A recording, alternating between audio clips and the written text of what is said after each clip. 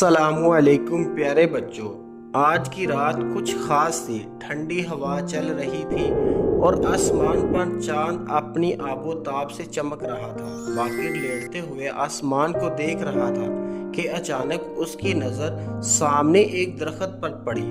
बाबा देखें, वो चिड़िया कितनी प्यारी लग रही है। बाकिर ने खुश होकर कहा।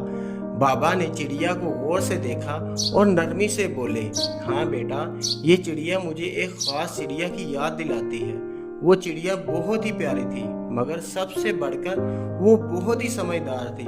बाकिर ने फौरन कहा, बाबा यही कहानी सुनाए। बाबा ने कहा, सुनो बाकिर, एक घने सरसब्ज जंगल में एक बहुत प्यारी चिड़िया रहती थी। वो सिर्फ खूबसूरत ही नहीं बल्कि नहायत होशियार और समझदार थी।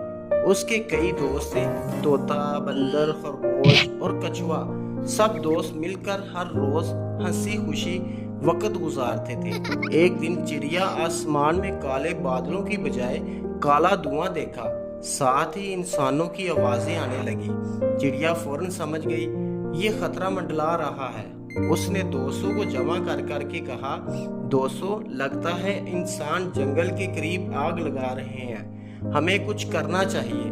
बंदर ने कहा, शायद तुम गलत सोच रही हो सकता है वो कहीं और हो। चिड़िया ने नरमी से कहा, वक्त पर तैयारी ना की तो सब पछताएंगे। दोस्तों ने चिड़िया की बात मान ली। उसने सबको काम सौंपे। तोते को कहा, तुम आसमान से निगरानी करो। बंदर को कहा, तुम दरख्तों पर चढ़कर देखो।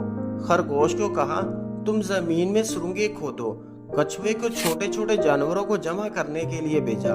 कुछ दिन बाद इंसान आग के साथ आ पहुंचे, लेकिन चिड़िया का मंसूबा तैयार था। तोते ने खबरदार कर दिया, बंदर ने सबको बुला लिया, खरगोश ने रास्ता दिखाया और कछुए ने जानवरों को महफूज जगह पर ले गया। आग से कुछ हिस्सा जंगल का जल गया, मगर सब जानवरों की जान महफूज रही। बाद में सब ने चिड़िया की तारीफ की, तुमने हमारी जान बचाई, शुक्रिया चिड़िया।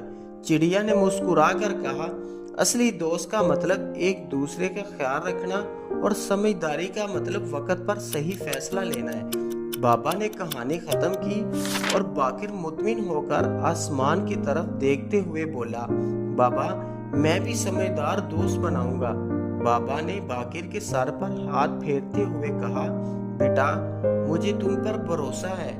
बच्चों, यहाँ से सबक मिलता है कि वक्त पर सही फैसला और समझदारी सिर्फ खुद की ही नहीं बल्कि दूसरों की भी जान बचाती है।